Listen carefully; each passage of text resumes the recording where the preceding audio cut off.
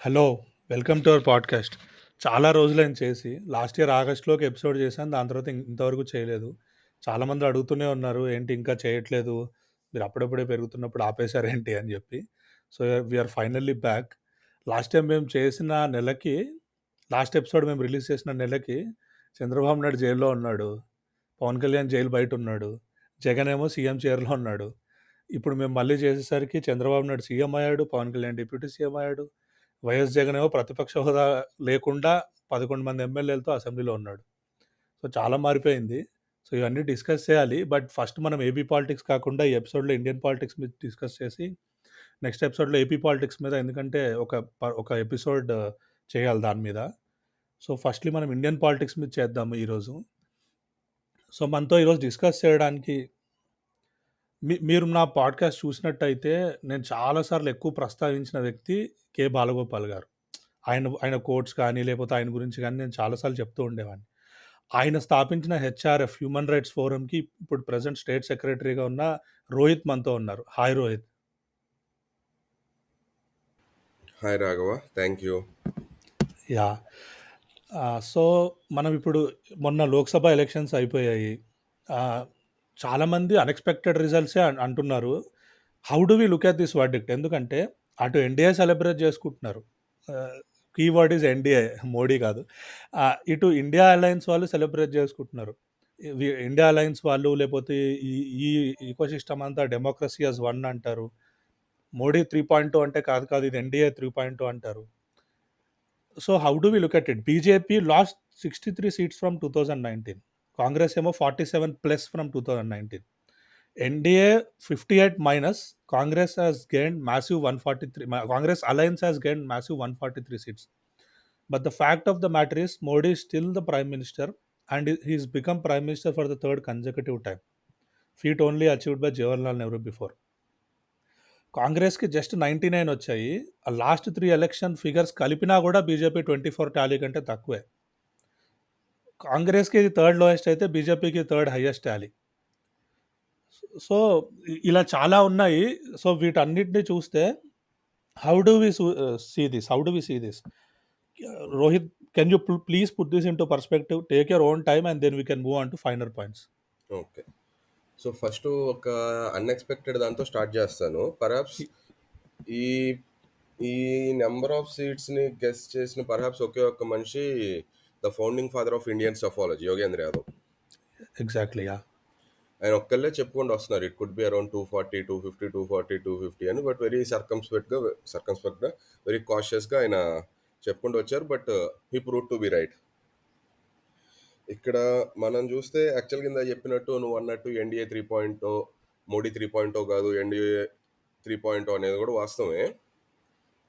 బహుశా one reason అది మోడీ 3.0 కాదు అని ఎందుకు చెప్పొచ్చు అంటే, వాళ్ళకి చావు దెబ్బ తగిలింది వాళ్ళ క్రూషియల్ స్టేట్ ఉత్తరప్రదేశ్లో. Yeah, yeah. Madhya Pradesh clean sweep చేశారు వాళ్ళు, కానీ అవును. ఉత్తరప్రదేశ్లో వాళ్ళకి చావు దెబ్బ తగిలింది. I mean especially Samajwadi Congress alliance, they did exceedingly well అసలుకి. అవును. నేను చూసినట్టు బట్టి, చదివిన దాన్ని బట్టి అక్కడ ఒక ఒక కొన్ని చోట్ల కొంచెం పర్హాప్స్ అక్కడ ఇక్కడ క్యాండిడేట్ సెలక్షన్ సరిగ్గా చేసి ఉంటే ఇంకొన్ని కూడా గెలవగలిగేవారు ఈజీగా అని నేను అక్కడెక్కడ చదివిన ఇది. And Modi is a person is like that. ప్రతిదీ నా కంట్రోల్లో ఉండాలి, ప్రతిదీ నా అధీనంలో ఉండాలి అనుకునే మనిషి. ఇప్పుడు అన్నీ ఆయన అధీనంలో ఉన్నాయి అనేది ఒక ప్రశ్న. ఇప్పుడు అనుకున్నట్టు ఇప్పుడు ఈ నాని సిండ్రోమ్ ఒకటి ఉంది బీజేపీకి. నాని అంటే బేసిక్గా నాయుడు నితీష్. వీళ్ళు వీళ్ళేమి పెద్ద విలువలతో రాజకీయాలు చేసే ఇద్దరు, విలువలతో రాజకీయాలు చేసే వాళ్ళు ఒక్కరు కూడా కాదు వీళ్ళిద్దరిలో. కానీ వీళ్ళకి రూపాయి కావాలంటే 100 రూపాయలు డిమాండ్ చేసే మనుషులు వీళ్ళిద్దరు. సో వీళ్ళిద్దరితో ఎలా నెట్టుకు రాగలటం అనేది ప్రశ్నే. అది అంత తేలిగ్గా ఉంటుందా? ఎందుకంటే at the end of the day చూసుకుంటే మా మోడీ అనే మనిషి తెలియని రోజుల్లోనే, particularly Chandrababu Naidu was a very well known guy Exactly, yeah. Around at the turn off this millennium 2000 అలా ఆ టైంలో. And also Naidu is also looking for a comeback, and is a very shrewd and very he's a very shrewd guy as it is.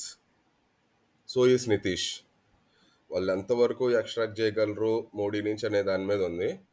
And there are also other కొన్ని వేరే rumours కూడా ఏంటంటే not all is well in the Hindutva house అని. మరి ఎంతవరకు వాస్తవం మనకు తెలీదు, but these rumours keep circulating కదా. అవునవును. So some people want to cut Modi to size అని, which I don't think is not possible.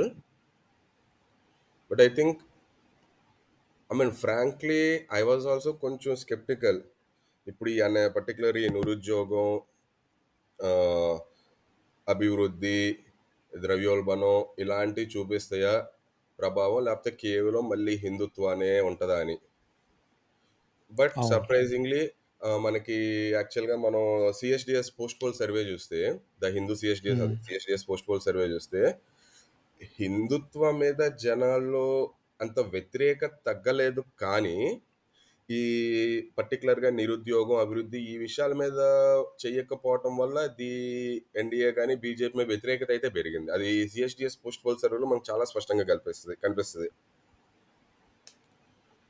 బహుశా ఈటి మీద వ్యతిరేకతతో పాటు హిందుత్వం మీద మోజు కొంచెం తగ్గుంటే most probably actual India alliance అధికారంలోకి వచ్చినా వచ్చేది. దాంతో పాటు మీడియా తన జాబ్ సరిగ్గా చేసున్నా. మీడియా చేస్తున్నా. ఈరోజు మీడియా అంటే ఎవరు అసలుకి?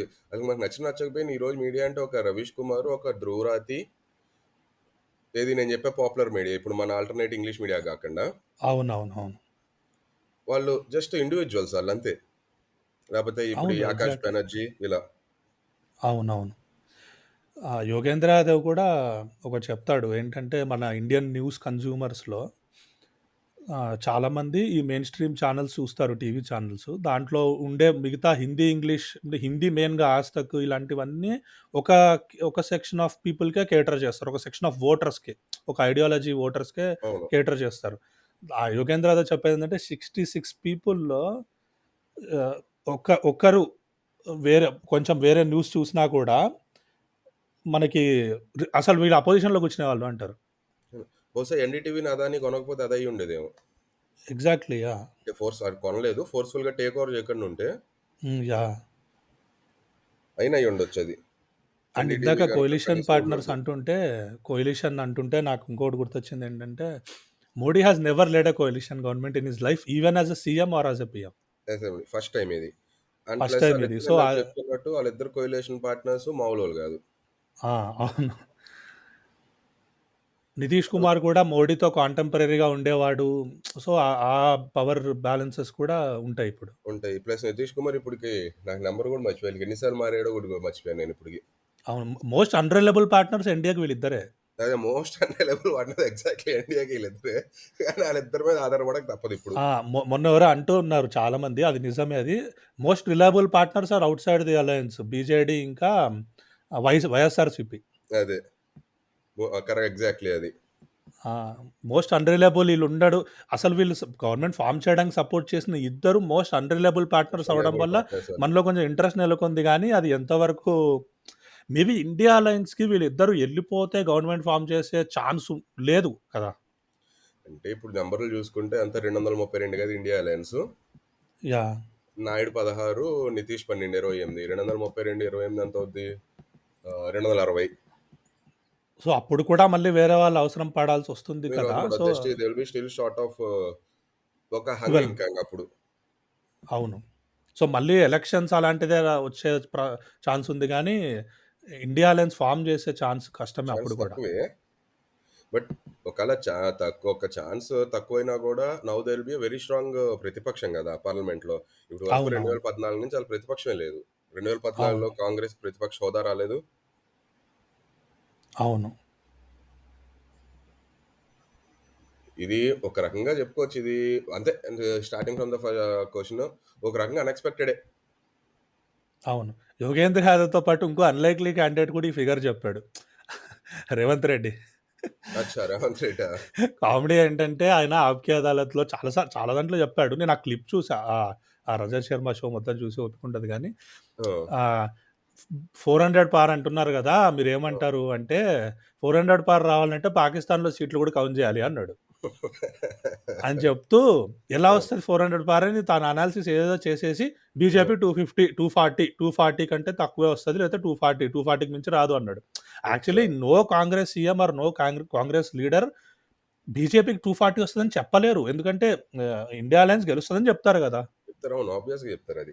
బట్ ఆ! రేవంత్ రెడ్డి కొంచెం as a Congress leader he overestimated. But as a neutral political observer చూస్తే కరెక్ట్‌గా అబ్జర్వే చేశాట అనిపించింది. అదే. 240 అని చెప్పాడు. నేనప్పుడు అనుకున్నా ఒక కాంగ్రెస్‌లో రాహుల్ గాంధీ ఈళ్ళందరూ ఇది చూస్తే 240 అని ఎలా చెప్తాడు అని అనుకుంటారేమో అని చెప్పి. అంటే అనుకున్న పెద్ద కీ స్టేట్‌ని అధికారంలోకి తీసుకొచ్చాడు గదా! అవునవును. బట్ తెలంగాణలో గూడా కాంగ్రెస్‌కి బానే డెంట్ పడింది గదా! లోక్‌సభ. అంటే లాస్ట్ టర్మ్‌తో పోలిస్తే వచ్చాయి గానీ, they were expected to get more now. మరిప్పుడు బీఆర్ఎస్ వెకేట్ చేసిందంటే బీజేపీకెళ్ళిపోయిందిగా అక్కడ. అవునవును. అది గూడా కరెక్టే. బీఆర్ఎస్ ఇప్పుడు స్టేట్‌లో కాంగ్రెస్‌కి ఫుల్ యాంటీ ఉన్నారు కాబట్టి, వాళ్ళు ఆబ్వియస్‌లీ బీజేపీకే ఏస్తారు. బీజేపీకి ఉన్నారు. అంటే అంటేనే కాదు గానీ అక్కడ ఆళ్ళు నాకు అర్థమైనంత వరకు ఆళ్ళు చేస్తున్న గ్రౌండ్ వర్క్ కూడా బానే చేస్తున్నారు. యాహ్! నేను దట్స్ ఫర్ లేటర్. అండ్ ఇంకా ఈ క్యాంపెయిన్ ట్రైల్ గూడా చూస్తే హ్మ్.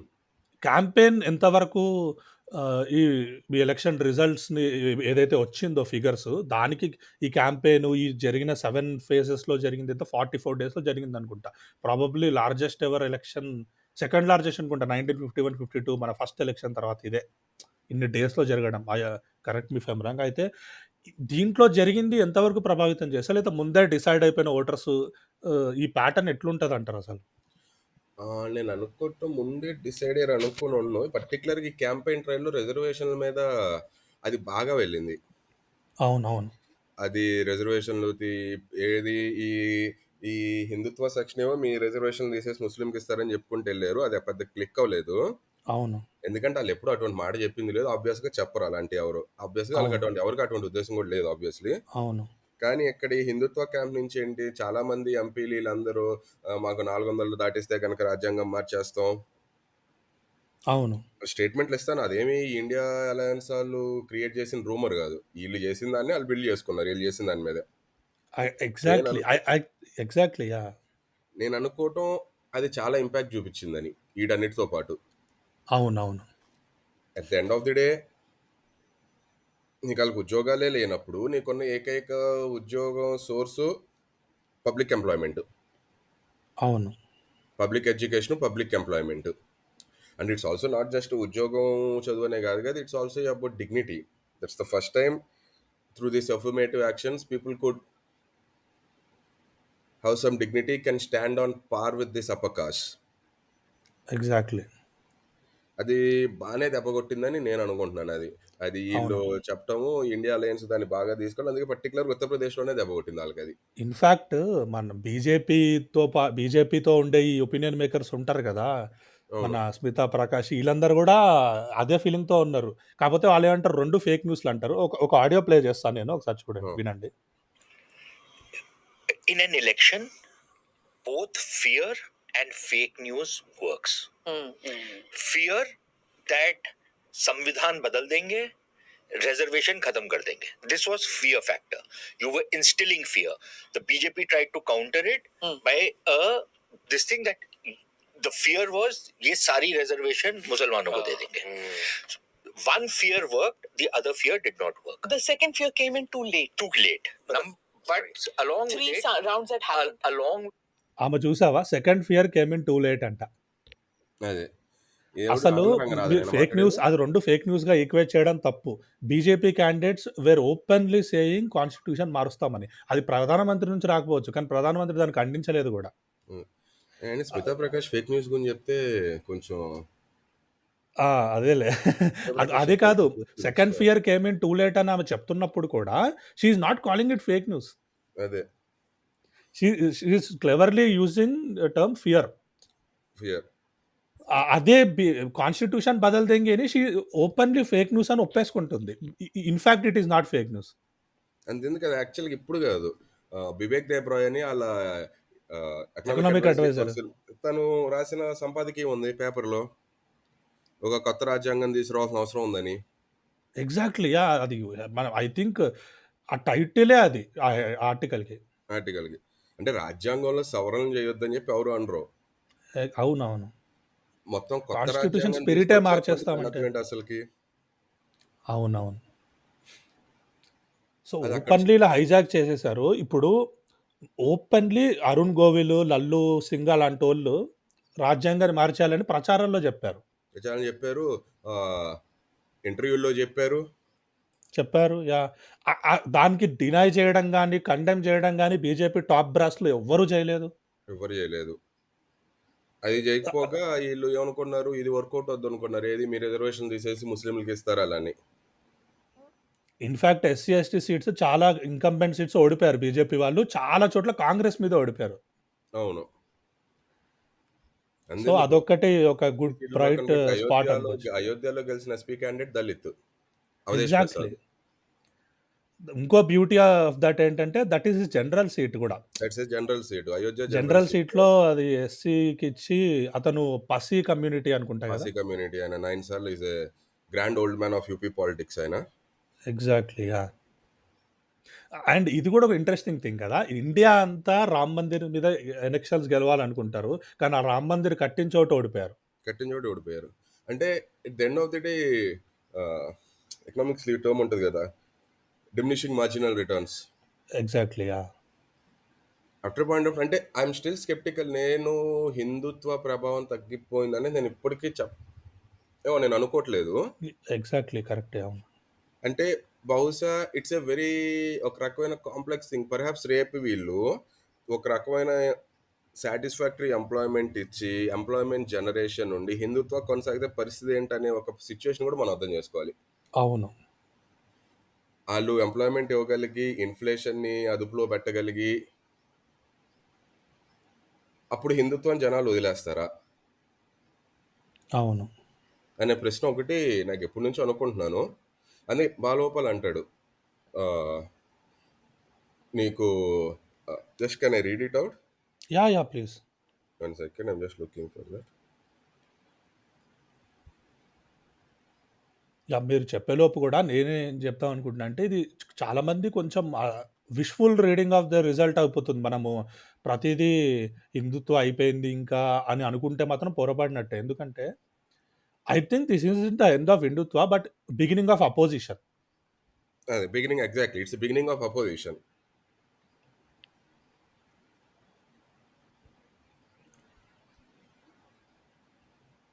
అండ్ అయోధ్యలో కూడా కాస్ట్ కన్సాలిడేషన్ మామూలుగా అవ్వలేదు. BSP got just 4% votes in the constituency. అవును. సో, అది కూడా కాంగ్రెస్ మన సమాజ్‌వాదీ క్యాండిడేట్‌కి ఫేవర్ అయింది. అండ్ మీరు చూస్తే అయోధ్య ఓటర్స్‌ని ఎలా బ్లేమ్ చేస్తున్నారో చూసారా? బీజేపీ తర్వాత భక్తీలంతా. ఆళ్ళని విపరీతంగా ట్రోలింగ్ చేసి, హ్మ్. అక్కడికి అసలుకి అయోధ్యకెళ్ళొద్దు, అక్కడ ఏమి కొనొద్దు, ఆళ్ళకి ఇన్‌ఫాక్ట్ మన హైదరాబాద్ నుంచి ఒక ఫ్లైట్ ఉండేది. స్పెషల్ ఫ్లైట్ స్పైస్ జెట్ అనుకుంటా అయోధ్యకి. దాన్ని క్యాన్సెల్ చేసేసారు తెలుసా? అవును. మొన్న రద్దు చేశారు కదా! అది. అది రద్దు చేశారు. జనరల్లీ పూర్ మన టికెట్స్ సేల్ వల్ల రద్దు చేస్తారు. అంటే మేబీ పూర్ టికెట్ సేల్స్ ఏమో అయోధ్యలో ఓడిపోయారని చెప్పి జనాలు ఎళ్ళడం మానేస్తున్నారేమో. ఇంకా పూర్ టికెట్ సేల్స్ అనుకున్నానే వేరే కారణం ఏమైనా ఉందా? పూర్ టికెట్ సేల్స్ ఎందుకు సడెన్‌గా? జనాలకు సడెన్‌గా కోపమొచ్చింది బీజేపీ ఓడిపోయారని అక్కడ. ఏమో నేను అనుకోవటం బహుశా ఎన్నికల వరకు నడిపించారేమోనని ఇంకా. అప్పటి వరకు ఏమన్నా మాట్లాడి సరే ఎన్నికల వరకే మేబీ నడిపిద్దాం. ఉండొచ్చు. బట్ జనాలైతే అయోధ్య ఓటర్స్‌ని తిట్టడం అయోధ్యనే కాదు ఇండియాలో యూపీ ఓటర్స్‌ని గాని, ఇండియాలో కానీ అందరిని తిడుతున్నారు. హిందూసే శత్రువులు ఈ రామ్ ఏంటి లంకకి తీసుకెళ్ళుంటే హిందూసే చంపేవాళ్ళు ఏదేదో పారలెల్స్ చెప్తున్నారు. చాలా ఘోరంగా చేస్తున్నారు. ఏ దీన్నేమంటారు? కడుపు మంట ఇంక అంతకు మించి ఏం లేదు ఇందులో. అవునవును. అంటే ఆళ్ళు బీజేపీ ఉత్తరప్రదేశ్ ఒక బ్యాక్ యార్డ్ లాగా ఫీల్ అయ్యారు. ఆ! మేము ఏమైనా డంప్ చేయొచ్చు అక్కడ. ఎగ్జాక్ట్‌లీ. నేను ఇందాక అంటున్నట్టు అయోధ్య చుట్టూ పాలిటిక్స్ దేశమంతా చేసి, దేశమంతా బెనిఫిట్ పొందాలని చూసి అయోధ్యలో ఓడిపోయి, మనకెప్పుడూ బీజేపీని సపోర్ట్ చేసే వాళ్ళ నుంచి ఒక కామన్‌గా వినిపిచ్చేదేంటంటే, వీళ్ళు మన బార్డర్‌లను కాపాడతారు, మన దేశాన్ని కాపాడతారు బయట ఫోర్సెస్ నుంచి అంటారు. బార్డర్ ఏరియాస్‌లో చాలా ఘోరమైన రిజల్ట్స్ వచ్చాయి తెలుసా? నార్త్ ఈస్ట్ బీజేపీకి అంతా ఈసారి. అసలు కానీ ఆ సెంటిమెంట్‌తో బయట గెలుస్తారు గానీ, నార్త్ ఈస్ట్ మొత్తం బీజేపీ బాగా దెబ్బతింది. బాగా దెబ్బతింది. అసలు బార్డర్ ఏరియాస్‌లో ఘోరంగా అంటే ఇప్పుడు ఘోరంగా దెబ్బతిన్నారు. పంజాబ్‌లో గూడా ఒక్క సీటు కూడా లేదు గదా! పంజాబ్ లేదు. నీకు అది పోయింది. లేలో ఇండిపెండెంట్ క్యాండిడేట్ అనుకో. యాహ్! తర్వాత కశ్మీర్‌లో అసలుకెళ్ళి పోటీయే చేయలేదు. ఎగ్జాక్ట్‌లీ. యాహ్! నార్త్ ఈస్ట్‌లో అరుణాచల్, అస్సాం తప్ప మిగతాయన్ని ఘోరంగా పోయినాయి. అవును. మణిపూర్ అండ్ నాగాలాండ్ ప్రతి చోట పోయినాయి. ప్రతి చోట. మణిపూర్‌లో నువ్వు మైతీలు ఉన్న దగ్గర ఓడిపోయావు. కుకీలు ఉన్న దగ్గర ఓడిపోయావు. ఓడిపోయారు. కుకీలు పోటీ చేయలేలే. సో, నాగాలు పోటీ చేశారు అక్కడ నుండి. యాహ్! సౌత్‌లో కూడా ఆహ్, సేమ్ 29 సీట్సే ఉంది. కానీ కొంచెం ఫుట్ ప్రింట్ పెంచుకున్నారు గదా! ఇప్పుడు ఇటు కర్ణాటకలో బహుశా కాంగ్రెస్ ఇంకొన్ని గెలుచుదనుకున్నారు గానీ కర్ణాటకలో 8 కదా కాంగ్రెస్. యాహ్! కర్ణాటకలో కాంగ్రెస్ 8 యాహ్! తెలంగాణ 10 వచ్చింది కదా 17 వీళ్ళు, 17 బీజేపీ. బీజేపీ. లాస్ట్ టైమ్ 25 ఉండింది. ఎక్కడేనంటే టీడీపీ, జనసేన మీద రైడ్ చేసి ఓ 3 కొట్టారు. 3 కొట్టారు. తెలంగాణలో 4 పెంచుకున్నారు. పెంచుకున్నారు. కేరళలో 1 కొట్టారు. సో, అక్కడ పోయిన 8 3 స్టేట్‌లో కలిపి కొట్టారు. అదే ఫస్ట్ నుంచి ఇది అనుకుంటాను. వాళ్ళు బేసిక్‌గా అక్కడ ఆళ్ళకి కూడా అవగాహన ఉంది. నార్త్‌లో తగ్గొచ్చు అని చెప్పి అందుకే సౌత్‌లో పొత్తుల కోసం ప్రాకులాడుతున్నారనే ఒక అండర్‌స్టాండింగ్ ఫస్ట్‌లో ఉంది. ఫస్ట్ నుంచి ఉంది. ఎగ్జాక్ట్‌లీ. ఆళ్ళకి అండ్ అవగాహన ఉంది. అక్కడ తగ్గినయి ఇక్కడ కవర్ చేసుకుందామని. అవును. కానీ ఈ సౌత్ గ్రోత్ అన్నది వాళ్ళకి కొంచెం అది ఒక పాండోరస్ బాక్స్ లానే ఉంటది. అంటే ఇప్పుడు సౌత్‌లో గ్రోత్ అవుతే వాళ్ళకి మంచిదే కానీ సౌత్‌లో గ్రోత్‌ని సస్టైన్ చేయాలంటే they have to move away from Hindi politics అదే అంత నేను కొద్ది వరకు. అనుకోవడం సౌత్ గ్రోత్ అనేది ఏదో న్యూస్ పేపర్ హెడ్‌లైన్స్‌కే గాని అంత తేలికని నేను అనుకోవట్లేదు. తేలికేం కాదు. బట్ ఒకవేళ నిజంగా if it is a possibility to it is not that easy to sustain. ఎందుకంటే వాళ్ళ కోర్ ఓటర్ బేస్ కోల్పోతారు. వాళ్ళు ఒకవేళ సౌత్‌కి క్యాటర్ చేయాలనుకుంటే. ప్లస్ అంటే నేను నార్త్ అంత తక్కువ చేసి మాట్లాడట్లేదు గానీ ఉత్తర భారతదేశాన్ని, దక్షిణ భారతదేశం అనే సమాజం ఇస్ ఎక్స్‌ట్రీమ్‌లీ యాస్పిరేషనల్ సొసైటీ. అవునవును. Very aspirational society. ఒక యాస్పిరేషనల్ సొసైటీలో ఒక మోడర్నిటీ, ఒక యాస్పిరేషన్ దాంట్లో they don't appreciate these things. Exactly. Yeah! Perhaps ఆళ్ళు బీజేపీ వైపు ఎళ్తే ఒక డెవలప్‌మెంట్ అనే ఒక మాయలో వెళ్తే వెళ్ళుండదు వెళ్ళొచ్చు గానీ, ఏంటంటే ఇప్పుడు ఈ యాస్పిరేషన్స్‌లో కూడా ఒక రకమైన ఆపర్చునిజం, పర్వర్సిటీ ఉంటాయి. ఎవరు అవును. అధికారంలో ఉంటే ఆళ్ళతో ఉండటం, అధికారంలో ఉన్నోళ్ళతో ఉంటే బెటర్ కదా! అపోజిషన్ ఈ ఎక్స్‌ట్రీమ్ యాస్పిరేషన్స్‌లో విలువలనేవి ఉండవు at the end of the day. అవునవును. సో, అది అధికారంలో ఉన్నోళ్ళతో అంటగలిగితే మనకే లాభం కదా! Basically what we are seeing in ఆంధ్రప్రదేశ్‌లో. ఎగ్జాక్ట్‌లీ. ఆ కారణాల చేత వీళ్ళతో ఉంటే ఉండొచ్చు గానీ, I don't think ideological penetration is that easy here. Exactly. Yes. నా not only in Tamil Nadu. I think even in Andhra ideological penetration I find it difficult. మనకి we have come to a situation that cost has become antidote to Hindutva here. Exactly. Yeah! మనకు నచ్చినా నచ్చకపోయిన పరిస్థితి అలా ఉంది. అవును.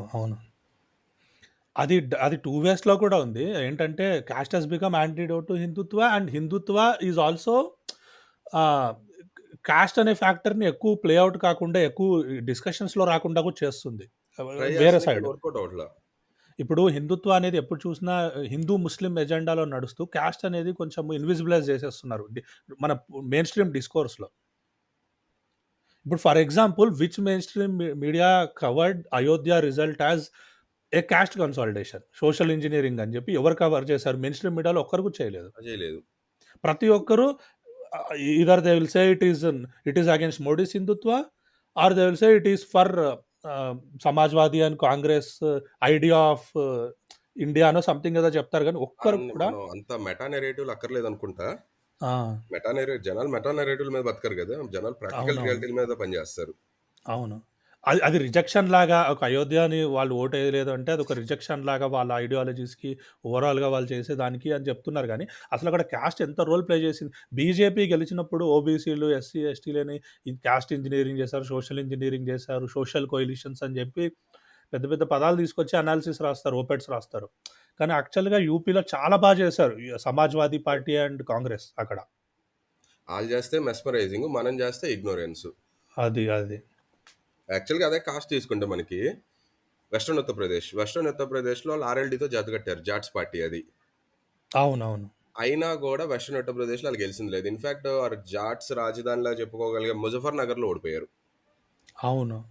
జాట్స్ ప్రభావంతో రాజస్థాన్‌లో సీట్లు కోల్పోయారు. హర్యానాలో 10లో 5 ఓడిపోయారు. రాజస్థాన్లో మనకి ఈ గంగానగర్, శిఖరు ఈ జిల్లాలో జాట్ పాపులేషన్ ఉంటుంది. అవును. హర్యానా ఓడిపోయారు. ఇట్స్ యాక్చువల్లీ ఒక రకంగా చెప్పుకోవాలంటే మనం రైతు ఉద్యమాన్ని పెట్టుబడిదారీ వ్యవస్థ మీద పీసెంట్ మూవ్మెంట్ అనో, గుత్త పెట్టుబడిదారీ వ్యవస్థ మీద చిన్న రైతుల చిన్న పెట్టుబడి ఉద్యమం నేనే చెప్పుకోవచ్చు. కానీ at the end of the రైతు ఉద్యమం అనేది జాట్ల ఉద్యమం. అవును. హిందూ జాట్లు కానీ, ముస్లిం జాట్లు కానీ, సిక్ జాట్లు కానీ కలిసికట్టుగా నడిపిన ఉద్యమం అది. ఆ ఎఫెక్ట్ మనకి ఉత్తరప్రదేశ్ ఎన్నికల్లో అదే మన జరిగిన ఎన్నికల్లో చాలా స్పష్టంగా కనిపించింది. పశ్చిమ ఉత్తరప్రదేశ్లో అయింది, హర్యానాలో అయింది, రాజస్థాన్లో అయింది. జాట్లు ఈ 3 రాష్ట్రాల్లోనే కదా కొంచెం కన్సిడరబుల్ పాపులేషన్ నెంబర్లో ఉంది. అవును. 3 రాష్ట్రాల్లో జాట్లు వేయలేదు వాళ్ళకి. At the end of the day మనం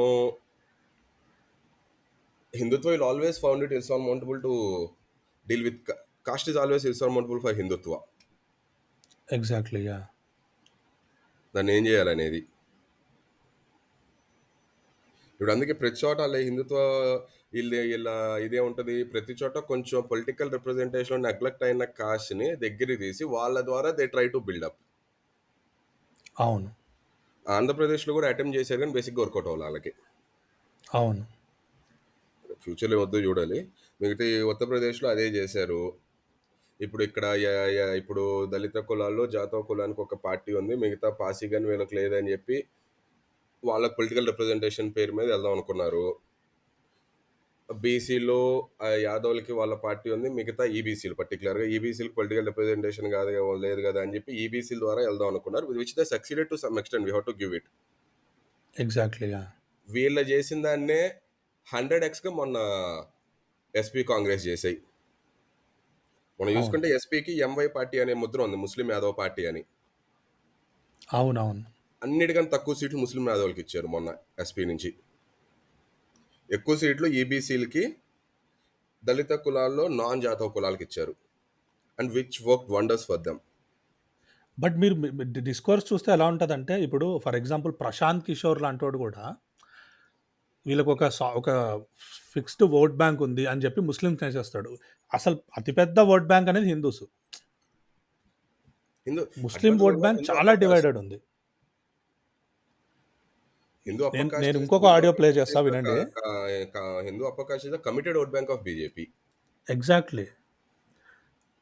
నేను ఒక ఆడియో ప్లే చేస్తా, వినండి.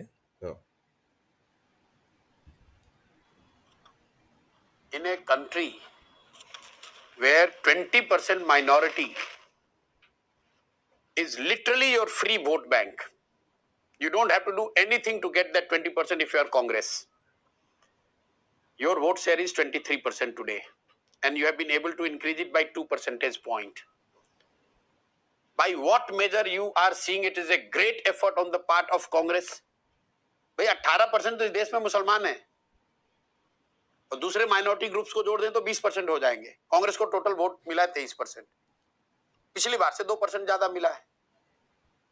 అసలు ఇంతకంటే నారో అండర్స్టాండింగ్ ఉండదు. అసలు ఫస్ట్ ఆఫ్ ఆల్ ఫ్యాక్ట్సే రాంగ్ ఉన్నాయి. ముస్లిమ్స్ 18% అంటాడు. ఇది ఎవరు మాట్లాడింది? ఇది Prashant Kishor. The great political consultant, the godfather political consultant Prashant Kishor. Exactly. ఆయన ప్రశాంత్ కిషోర్కి ఇంత తెలియకుండా ఉండదు అనుకోవడం కొంచెం కష్టం. అదే అంటున్నా. అంటే అంత తెలిసిన వాడు కూడా ఇప్పుడు ఒక ముస్లిం 15, 16, 12, 13% అంటే 1 or 2% అక్కడిక్కడ ఏదో గుర్తులేదేమో అనుకుందాం. 18 అనేసాడు. He increased Muslim population to 4%. 5% వెళ్ళిపోయింది. అక్కడ మళ్ళీ ఏమంటాడు, వీళ్ళంతా fixed vote bank for Congress అంటాడు. అసలు దానికి మించిన వాస్తవిక దూరం ఇంకేముండదు. జేడీయూలు, టీడీపీలు, ఎంఐఎంలు వీళ్ళందరూ ఎక్కడికి పోవాలి? బైపోలార్ కంటెస్ట్ ఉన్నప్పుడు కాంగ్రెస్ కి, బీజేపీకి మన దగ్గర బైపోలార్ కంటెస్ట్ ఉన్న రాష్ట్రాలు చాలా తక్కువ. ఇన్ఫాక్ట్ ఇదే ప్రశాంత్ కిషోర్ అంటాడు, ఇది బీజేపీ మీద కాంగ్రెస్ కొంచెం ముందుకొచ్చింది పై చేయి అని ఎలా అంటాము? బీజేపీ, కాంగ్రెస్ ఇద్దరు బైపోలార్ ఉన్న చోట్ల కాంగ్రెసే బీజేపీకే బాగొచ్చాయి.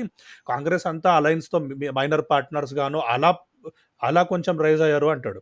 సో అలా రైజ్ అయినప్పుడు నీకు ఎంఐఎంకి ఎలా ఓట్లు వస్తాయి? ఎంఐఎంకి ముస్లిం ఓట్లు వేయరా? జేడీయూకి వేయరా? టీడీపీకి కూడా వేస్తారు, బీఆర్ఎస్కి వేస్తారు. ఇన్ని పార్టీస్ ఉండగా అదంతా ఫిక్స్డ్ కాంగ్రెస్ వేసేసాడు ఇంకా. ఇది ఒక రకమైన ఇంటలెక్చువల్ అండ్ మోరల్ బ్యాంక్రప్సీ తప్ప ఇందులో ఏమీ లేదు వాళ్ళకి. ఎగ్జాక్ట్లీ. కేరళ నాకు ఇది తీసుకుంటే చూస్తే అనిపిస్తుంది యూడిఎఫ్ ఉంది, ఎల్డిఎఫ్ ఉంది. కేరళ తీసుకుంటే యూడిఎఫ్ ఉంది, ఎల్డిఎఫ్ ఉంది. అవును. కర్ణాటక తీసుకున్నా కూడా జేడీయూ ఉంది, కాంగ్రెస్ ఉంది. తమిళనాడులో కూడా డిఎంకేకి ఎక్కువ పడతాయి కదా. ఎక్కువ పడవచ్చు, కానీ అక్కడ ఏం బైపోలర్ గా డిఎంకే ఉంది, అన్నా డిఎంకే ఉంది తమిళనాడులో. అవును. ఆంధ్రాలో తెలుగుదేశం ఉంది, వైసీపీ ఉంది. అవును. తెలంగాణలో బీఆర్ఎస్ ఉంది, కాంగ్రెస్ ఉంది. Actually half of Muslim population lives in Bihar, West Bengal and Uttar Pradesh. అక్కడ అన్ని రీజనల్ పార్టీలు హవాలు అవి. అన్ని రీజనల్ పార్టీస్లే Muslims disproportionately vote for other party other than Congress. West Bengal Muslims more or less voted for Mamata Banerjee, TMC. అవును. కాశ్మీర్, కేరళ, ఆంధ్ర అండ్ హైదరాబాద్ ఉంది. హైదరాబాద్లో ఎంఐఎంకి పార్లమెంట్ సీట్ ఎంఐఎంకే ఉంది. ఆంధ్రాలో అసలు Congress is not a player at all now. Not a player అసలుకి. కేరళలో మీరు ఇందాక చెప్పారు. అయితే వైసీపీకి బండి లేదా టీడీపీకి బండి. అవును. సో దీంట్లో మనకి అర్థమైందంటే for every 5 or 6 Hindus that vote for Congress only 1 Muslim does in India. Yeah 60% upper caste Hindus voted for NDA. అండి నీకు బట్ అది ఎవడో మాట్లాడు. క్యాప్టివ్ ఓట్ బ్యాంక్ అది నీకు, particularly Brahmins, Banias captive vote bank అది నీకు. ఎగ్జాక్ట్లీ. అండ్ నేను అబ్జర్వ్ చేసిన ట్రెండ్ ఏంటంటే కాంగ్రెస్కి వేసి, ఇప్పుడు ఫర్ ఎగ్జాంపుల్ నేను తెలంగాణ గురించి చెప్తాను. నేను ఇక్కడ బాగా చూసా కాబట్టి తెలంగాణ కాంగ్రెస్ ఓటర్స్ వాళ్ళని ఈజీగా బీజేపీ ఓటర్స్గా మలచొచ్చు. నా అభిప్రాయం అది. చాలామంది వాళ్ళు ఏదో ఐడియాలజికల్ పొజిషన్ తీసుకొని అదేం చేస్తారు, వాళ్ళంతా హిందుత్వ ఐడియాలజికల్ పెట్ ప్రాజెక్ట్స్ ఏవైతే ఉంటే వాటన్నిటికీ వాళ్ళు ఇంటర్నల్గా సపోర్ట్ చేస్తారు. అంటే they agree with Kashmir abrogation of article 370, they agree with UCC, they agree with CIA, NRC, they agree with everything. But just వాళ్ళు కాంగ్రెస్ ఓటర్స్ అంతే. చాలా మందిని చూసాను నేను. సో వాళ్ళందరూ కూడా బీజేపీ ఓట్ బ్యాంక్ అవ్వడం ఎంతోసేపు పట్టదు. వాళ్ళు చాలా ఫ్లూయిడ్గా ఉంటారు. యాక్చువల్లీ ఇందాకదే బాలగోపాల్ గారు కోట్ అవుట్ చదువుదాం అనుకున్నారు కదా. ఇప్పుడు దీనికి యాక్చువల్గా బాగా రెలవెంట్గా ఉంటుంది. Yeah just read it out. Okay. ఇది కమ్యూనలిజం కంబాట్ అని తీస్తా సత్లవార్ గారు నడిపే మ్యాగజైన్ 10 years అయినప్పుడు రాయమంటే రాశారు కమ్యూనల్ కంబాట్ గురించి. ఏ ట్రిబ్యూట్ అండ్ సమ్మోర్ అనే టైటిల్తో. ఇందులో చెప్తారు, ఏ more relevant insecurity with regard to the genesis and spread of religious conservatism and bigotry is the insecurity wrought by the spread of democratic aspirations. The uncertainty created by the upturning of social roles generates insecurity in more quarters than the one-dimensional analysis of social inequalities that we are habituated to would tell us. Hindutva and other fundamentalist forces have capitalized extensively on this widespread anti-democratic insecurity among the people, even more than on the rational insecurity of unemployment, poverty, urbanization, crime, etc. That is why, if you don't have a job, then fight unemployment, not Muslims kind of argument will not easily succeed. మన దగ్గర మనం ఇప్పుడు ఈ unemployment వీటి గురించి ఎంత చేస్తున్నామో, ఒక రకమైన డీరాడికలైజేషన్ కూడా అంతే ఇంపార్టెన్స్తో చేయాల్సిన పరిస్థితి ఉంది. ఎగ్జాక్ట్లీ. ఎస్పెషల్లీ స్ప్రెడ్ ఆఫ్ అదే ఇప్పుడు ఈ at the end of the day Hindutva is మళ్ళీ Balagopal going back to Balagopal ఉంటాడు. Hindutva is a counter revolution. చీకింటంగ్ చేసేస్తే though there is no revolution going in the country, it's a counter revolutionary movement which is against the spread of democratisation. Especially in the 90s Mandal movement ద్వారా reservation రావటం కానీ, 90s నుంచే ఒక రకమైన అదే టైంలో బీఎస్పీ లాంటి పార్టీలు రావటం కానీ, పొలిటికల్ డెమోక్రటైజేషన్ జరగటం కానీ, లేకపోతే economic slowly the marginalized sections have been getting chances and all this. And the Hindutva is a counter revolutionary to the democratic surge. అది కాస్త ఇప్పుడు ముస్లింల మీదకి వెళ్ళింది. But the end of the day the core of Hindutva is anti any kind of democracy. దీంతో deal చేస్తేనే how do we deal with deradicalisation అనేది కూడా మనం చూడాలి. ఇప్పుడు నువ్వు చెప్పినట్టు they vote for Congress, but they more or less agree with every policy decision of this Hindutva. Exactly. How do we deal with that? ఆ క్వశ్చన్ ఇందాక మనం అనుకున్నట్టు, if suppose the same section of people who are unhappy with unemployment, who are unhappy with the price rise, వాళ్ళందరికీ కొంచెం unemployment level తగ్గించి ఇన్ఫ్లేషన్ని ఒక లిమిట్లో పెట్టగలిగితే వాళ్ళు ఎటేపు ఉంటారనే ప్రశ్న మనం వేసుకోవాలి. అవును. వాళ్ళు అప్పుడు కూడా ఇండియా వైపు ఉంటారు, ఐ మీన్ అటైపే ఉంటారా, లేదు ఇటేపు వచ్చేస్తారా? అవును. అదే ఎలక్షన్స్ ఇందాక నువ్వు ఓన్లీ అన్నట్టు ఎలక్షన్స్ త్రూ డిఫీట్ అనుకోవడం కూడా తప్పే. సాధ్యం పడదు బీజేపీని ఓన్లీ ఎలక్షన్స్ త్రూ డిఫీట్ చేయడం. కాదు దట్స్ వన్ స్మాలెస్ట్ పడింది నువ్వు అన్నట్టు. It's not defeat of Hindutva, it's the start of opposition. Exactly. And the start of opposition మనం దాన్ని యూజ్ చేసుకొని వీళ్ళు ఎలా చేసుకొని నువ్వు అన్న డీరాడికలైజేషన్ ఇలాంటివన్నీ ఎలా చేస్తారన్న దాని మీద ఆధారపడి ఉంటుంది. దాన్ని మరి ఒక ఎజెండాగా ఎవరు తీసుకున్నట్టు నాకు కనిపించట్లేదు. ఇన్ఫాక్ట్ ఎలక్షన్స్ అయిపోయాక కొంతమంది ముస్లిమ్స్ని చనిపోతే కాంగ్రెస్ ఇప్పటివరకు రియాక్ట్ కూడా అవ్వలేదు. ఎప్పుడో రియాక్ట్ అవ్వలేదు. మొన్న ఇదే ఈ బుల్డోజర్తో చేసి బీఫ్ ఉన్నాడని చెప్పి వాళ్ళని చంపేసి ఇప్పటివరకు మాట్లాడలేదు. వాళ్ళు యూజీసీ నెట్లు, నీట్లు దీని గురించి మాట్లాడుతున్నారు. ఆఫ్ కోర్స్ అవన్నీ మాట్లాడాలి. కానీ అవన్నీ మాట్లాడుతున్నారు కానీ దీని గురించి ఒక్క మాట కూడా మాట్లాడట్లేదు. వీళ్ళని ఈ మాట్లాడితే మన హిందూ ఓటర్లు దూరం అవుతారని. దూరం అవుతారని. సో దానివల్ల పుష్ బ్యాక్ కూడా వాళ్ళకి కరెక్ట్ రావట్లేదు బీజేపీకి. కరెక్ట్ రావట్లేదు. ఇంకా you're feeding into that. Exactly. ఈ కమ్యూనిస్ట్ పార్టీలు నరేటివ్ బాగా సెట్ చేస్తారు కానీ అది వాళ్ళకి యూజ్ కాదు. వీళ్ళు అది హెడ్లైన్ గ్రాబింగ్ నెరేటివ్స్ బాగుంటాయి వాళ్ళ దగ్గర. బట్ వాళ్ళకి ఏంటంటే వాళ్ళకి ఇంత క్యాడరు లేదు, ఇంత ఒకప్పుడు ఉన్నంత పవర్ఫుల్గా లేరు వాళ్ళు కూడా, ఫర్ వాట్ ఎవర్ రీజన్స్. అవును. వాళ్ళకి కొంచెం ఎగ్జిస్టెన్షియల్ క్రైసిస్ ఉంది. How to deal with that, like how to deal with that అనేది అందరికీ ఒక కొరకరాని కొయ్యగా ఉంది ఇప్పుడు. అవును. ఏం చేయాలి, ఎలా చేయాలని. ఇందాక ప్రశాంత్ కిషోర్ గురించి మాట్లాడుతున్నాం కదా, అయితే దాని నుంచి మనం we can extend the discussion. ఏంటంటే it's not that he doesn't know, he knows. అంటే ముస్లిమ్స్ పాపులేషన్ తెలుసు, వాళ్ళందరూ ఒకటే గుంపగుత్తగా అతనికి వేస్తారు అని కూడా, వేయరు అని కూడా తెలుసు.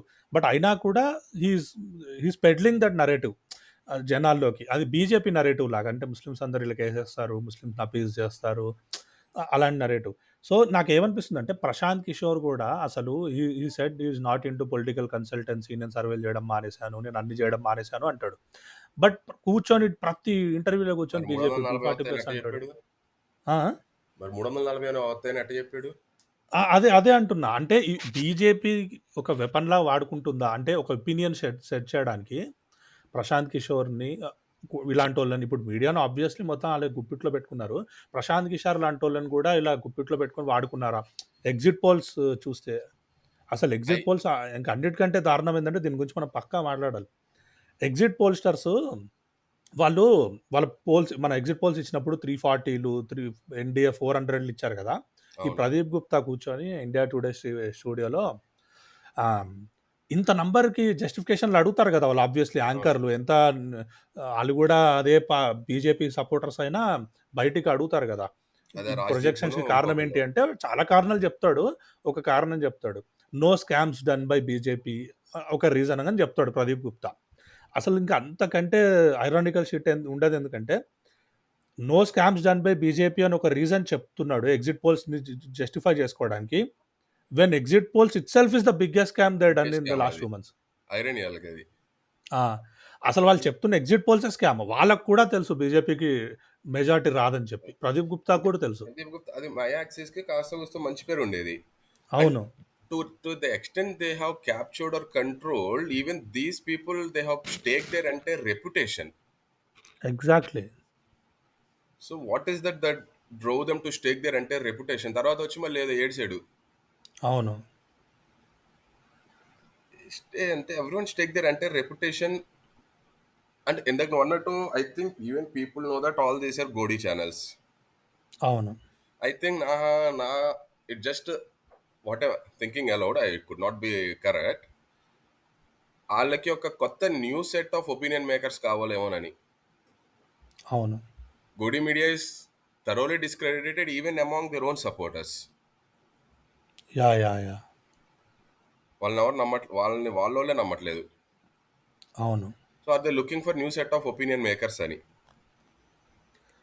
They are definitely. యూట్యూబ్లో కూడా కొత్త బ్రీడ్ పుట్టుకొస్తున్నారు కదా, రైట్ వింగ్ బ్యాచ్ కూడా.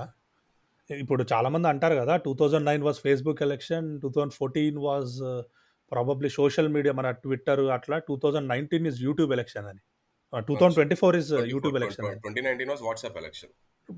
Correct. 2019 was WhatsApp election. 24 is YouTube election. మన ఇండియా అలయన్స్ వీళ్ళకి కూడా ధ్రువరాటి, రవీష్ కుమార్, లల్లన్ టాప్ ఇట్లా కొంత స్పేస్ ఉంది. యూట్యూబ్లోనే స్పేస్ ఉంది, మిగతా ఎక్కడ లేదు. అంటే అది ఒక రకమైన కొంచెం సెల్ఫ్ సస్టైనబుల్ ఉంది కదా, they can also monetise their content. Exactly, అది కూడా ఉంది. అండ్ వీళ్ళకి ఉన్నట్టు మెల్ట్ డౌన్ కూడా నడిచింది కదా, స్మితా ప్రకాష్, ఆనంద్ రంగనాథ్ వీళ్ళందరూ కూర్చుని అవును వీళ్ళు చేసినంత యూట్యూబ్ మనం చేయలేదు, మనం ఎందుకు చేయలేదని. నేను ఇందాక ప్లే చేసిన వీడియోలో సుశాంత్ సరిన్ ఇంకా స్మితా ప్రకాష్ వాడుతున్నదే ఏంటి, వీళ్ళ fear it came in too late అంటుంది కదా, అది ఆ డిస్కషన్లో ఉంది. ఆ డిస్కషన్లో ఉంది. అమ్మో చాలా జెమ్స్ ఉంటాయి దాంట్లో. అభిజిత్ అయ్యర్ కాకపోతే కొన్ని పాయింట్స్ చెప్తాడు. అయోధ్యలో ఓడిపోవడానికి లోకలైజ్డ్ ప్రాబ్లమ్స్ కూడా, అక్కడ ఎవరైతే ఉంటారో వాళ్ళని తోసేసి ల్యాండ్ అమ్మేసి 2 లక్షలకు అమ్మేసి వేరే వాళ్ళు కొనుక్కొని, ఆ కొనుక్కున్న వాళ్ళు 2 కోట్ల ల్యాండ్ అసెట్ చేసుకొని, సో అక్కడ ఉన్న లోకల్ పీపుల్కి లోకలైజ్డ్ రిసెషన్ కూడా ఏర్పడింది అయోధ్యలో. ఏంటంటే ఓవర్ హైప్ చేసి ఎక్కువ మార్కెట్ చేసేసి ఎలక్షన్స్ వరకు దాన్ని బాగా ప్రాఫిటబుల్ చేసేసి అక్కడ ఉన్న బిజినెస్లు, అక్కడ ఉన్న రియల్ ఎస్టేట్, దాని తర్వాత ధమాల్మని ఒకటేసారి పడిపోయింది ఎలక్షన్స్ తర్వాత. సో ఈ లోకలైజ్డ్ రిసెషన్స్, క్యాష్ ఫ్యాక్టర్స్ ఇవన్నీ చేయకుండా మనం ఒకటే ఒక హిందుత్వ అట్లా ఒక మెటా నరేటివ్ సెట్ చేయాలని మీడియా, మెయిన్ స్ట్రీమ్ మీడియా కూడా సెట్ చేస్తుంది, కానీ అవన్నీ విజువల్ రీడింగే అవుతుంది. అదంతా జస్ట్ అది గొడి మీడియా అనాలిసిస్ ఇదంతా. అదే బేసిక్ గా అపోజిషన్ చేస్తేనేమో అది మనం ఎక్నాలెడ్జ్ చేయకూడదు, మనం చేస్తే మాత్రం అది సోషల్ ఇంజనీరింగ్ మార్వల్ అని చెప్పాలి. సార్ యాక్చువల్గా ఉత్తరప్రదేశ్లో చేసింది, if Congress wants to beat out BJP, ఉత్తరప్రదేశ్లో చేసిందే they how to do it across the country. One of the reasons BJP could not make inroads in South because already here the BC political representation is pretty strong. I'm not saying it is as per the population, but compared to not, it's pretty strong here. అవునవును. Andhra తీసుకుంటే particularly TDP is known to be very BC, backbone BC, అది BC caste. And Tamil Nadu చెప్పక్కర్లేదు ఇంకా. అవును. కర్ణాటకలో కూడా అదే. అది కేరళలో జరగలేదు. That is where Kerala they are making inroads, especially Ezhava community. అవును. They used to be with CPM, but they are moving away towards BJP. అవును. అదే మన ఈ పార్లమెంటరీ లెఫ్టిస్టులకు ఒకటి ఉంటుంది కదా, మేము కులాన్ని చూడడం అనే ఒక అర్థం పర్థం లేని సిద్ధాంతం. అయితే మనము ఒకసారి let's stick with exit polls. అంటే నేను ఎగ్జిట్ పోల్ స్కామ్ అని చెప్పేసి అనేసాను, కాకపోతే చాలా మందికి ఎగ్జిట్ పోల్ స్కామ్ ఎట్లా అవుతుంది, ప్రీ పోల్ అనుకో ప్రభావితం చేయడానికి అనుకోవచ్చు. ఎగ్జిట్ పోల్స్ చేయడం వల్ల దే కాంట్ ఇన్ఫ్లుయెన్స్ ఎలక్షన్స్ కదా, అసలు ఉపయోగం ఏంటి అంటారు. సో దీని మీద కొంచెం అందరికీ అర్థమయ్యేలా ఎక్స్ప్లెయిన్ చేస్తే I think it would be wonderful. నువ్వు చేయగలుగుతావా? అసలు ఎగ్జిట్ పోల్ స్కామ్ అని ఎందుకు అంటున్నావు?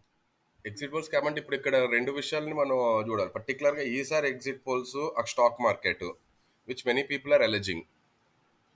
ఇప్పుడు స్వయాన ఒక ప్రధానమంత్రి, ఒక దేశ హోంమంత్రి, బహుశా ఏ దేశంలో జరిగిందో లేదో నాకైతే తెలీదు, వచ్చి మీరు ఆ జూన్ 4వ తారీఖు ఇన్వెస్ట్ చేయండి అని చెప్పడం. బేసిక్గా nowhere in the world a home minister and prime minister and a home minister give stock advisors, share market advisors. But వీళ్ళు చెప్పారు.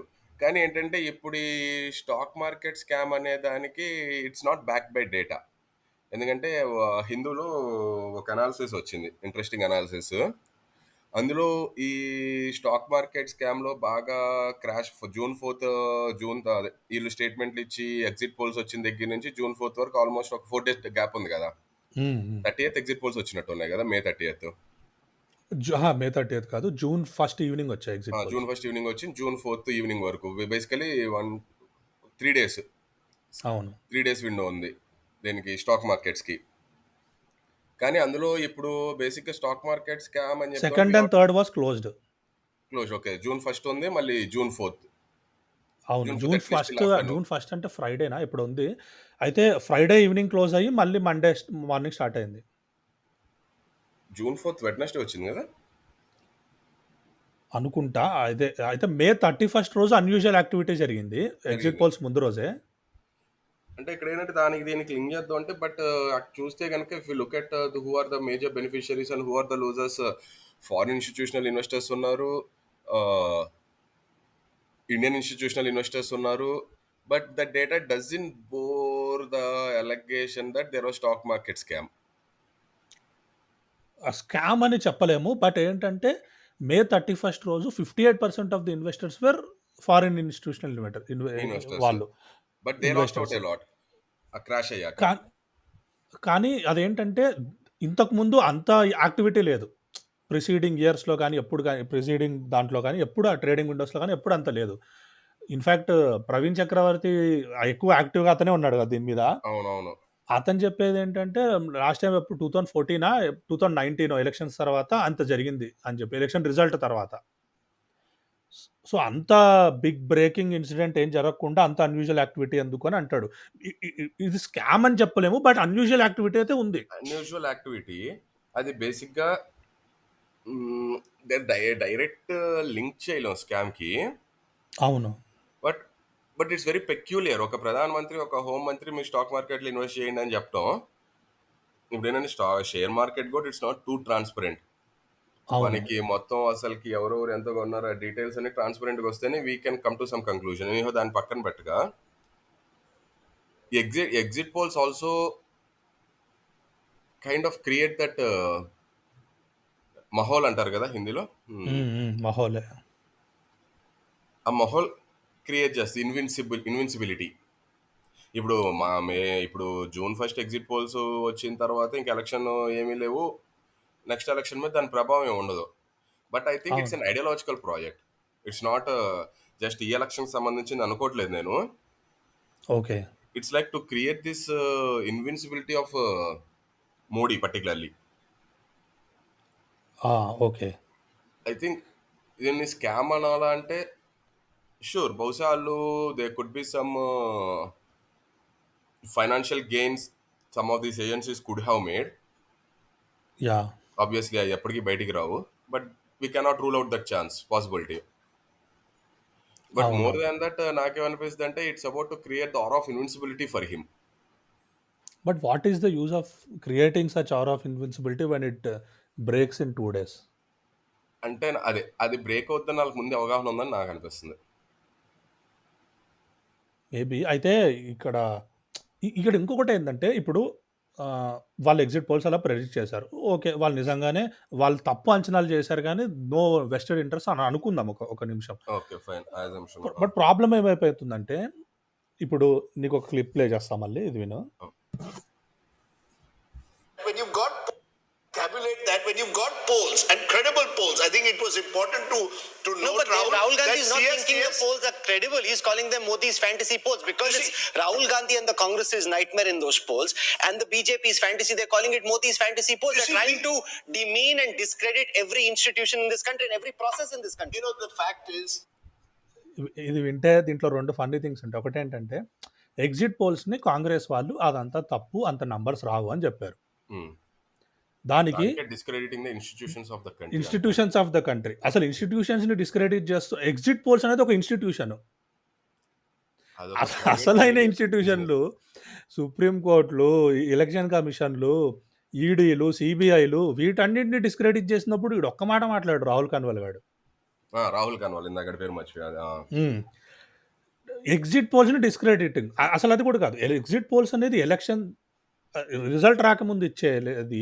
వాళ్ళు అది ఎలక్షన్ వచ్చిన తర్వాత డిస్క్రెడిట్ చేసినా సరే, నువ్వు ఎలక్షన్ కమిషన్ డిస్క్రెడిట్ చేస్తున్నావు అనొచ్చు. రిజల్ట్ వచ్చిన తర్వాత ఇదంతా మోడీ ఫ్యాంటసీ పోల్స్ అంటే. ఎగ్జిట్ పోల్స్ అంటే వీళ్ళు ఏమంటారు తెలుసా? ఎలక్షన్ డినయలిజం అంట. Rahul Gandhi, Congress and opposition. అంటే ఎగ్జిట్ పోల్స్ కూడా ఒప్పేసుకోవాలా ఇంకా వాళ్ళ కోసం? తర్వాత ఏమైంది? ఇప్పుడు ఈ మాట అన్నాడు. తర్వాత ఒప్పుకున్నాడా? వాళ్ళకి రాలేదంతా. వాళ్ళు చెప్పినట్టే బీజేపీకి మెజారిటీ రాలేదు. వాళ్ళు 400 పార్ కాదు కదా, 300 పార్ కూడా కాలేదు. ఇప్పుడు దాని గురించి అప్పుడు నేను డిస్క్రెడిట్ చేస్తా అన్నా, బట్ దే వర్ రైట్ అని కూడా ఒకటి కూడా ఒక అడ్మిషన్ కూడా ఉండదు మళ్ళీ రాహుల్ కన్వాల్ నుంచి. సో ఇలా ప్రతిదీ ఇలా I think this is the most unequal electoral battle. When we're talking about unequal electoral battle. వాళ్ళకి ఫండింగ్ లేదు. వాళ్ళ at the end of the day మనకి everyone knows that Indian elections are way too costly. Exactly. Yeah. No one becomes an MLA with that 75 lakhs election commission has set. Everyone knows that. Or MP. అవును. 90 lakhs or something. So, ఇప్పుడు 75 లాక్స్ అది మాట్లాడుతున్నామంటే we have to talk a little bit about electoral bonds too. ఎట్లా unequal చేసింది అని. ఇప్పుడు electoral బాండ్స్‌ని Supreme Court unconstitutional అని చెప్పింది. But was it too late? It is too late అప్పుడు కదా! జరగాల్సినవి ఏది అప్పుడు ఎప్పుడేసింది 2019 అనుకుంటే వేసిన కేసు ఇది. అవును. అప్పుడేస్తే 5 ఇయర్స్ తర్వాత అప్పుడు ఎలక్షన్‌కి 2 జరగాల్సిన నెలల నష్టం ముందు అంతా జరిగిపోయింది. విడగొట్టాల్సిన గవర్నమెంట్‌లు విడగొట్టేసింది. ఆ మహారాష్ట్రలోను ఇక్కడ. అండ్ మళ్ళీ ఇంకొకటేంటంటే, ఇప్పుడు అన్‌కాన్స్టిట్యూషనల్ అన్నారు. కానీ ఆ వచ్చిన మనీ వాడేసుకోవచ్చు వాళ్ళు. దాన్ని తిరిగమని చెప్పడం plus electoral bonds is only one aspect. అది అ బయట పడింది కాబట్టి విషయం తెలిసింది. అవును. బయట పడకుండా నడుస్తుంది. దాని మీద యాక్చువల్‌గా వైర్‌లో ఒక మంచి సిరీస్ వచ్చింది. ఓకే. ఎం రాజశేఖర్ అని మంచి జర్నలిస్ట్, ఇన్వెస్టిగేటివ్ జర్నలిస్ట్ ఆయన అవునవును. రాశారు. యాహ్!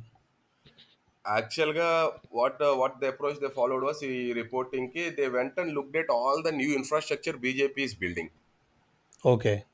ఆ ఇన్‌ఫ్రాస్ట్రక్చర్ వాల్యూ, ఆ ల్యాండ్ వాల్యూ తీసుకుంటే అసలు ఎలక్ట్రల్ బాండ్స్ వీళ్ళకి వచ్చిన డబ్బులకి ఆళ్ళు అక్కడ ఆల్రెడీ కన్‌స్ట్రక్షన్‌లో ఉన్న ఇన్‌ఫ్రాస్ట్రక్చర్‌కి సంబంధమే లేదని. Wow! They way more than what they even got through electoral bonds. Okay. Electoral bonds is వైర్‌లో ఉంటదది. 2 పార్ట్ సిరీసో, 3 పార్ట్ సిరీసో. యాహ్! మేము ఫుట్ నోట్స్‌లో కూడా యాడ్ చేస్తాం. So, electoral bonds is just a small aspect of it. And look at the amount of money others have. Exactly. Yeah! Absolutely, they and don't వాళ్ళ కొంతమంది బ్యాంక్స్ అకౌంట్ కూడా ఫ్రోజ్ చేశారు close కదా! చేశారు. కాంగ్రెస్ వే. కాంగ్రెస్‌వే ఫ్రోజ్ చేశారు. యాహ్! ఇది unequal. It's financially very unequal election.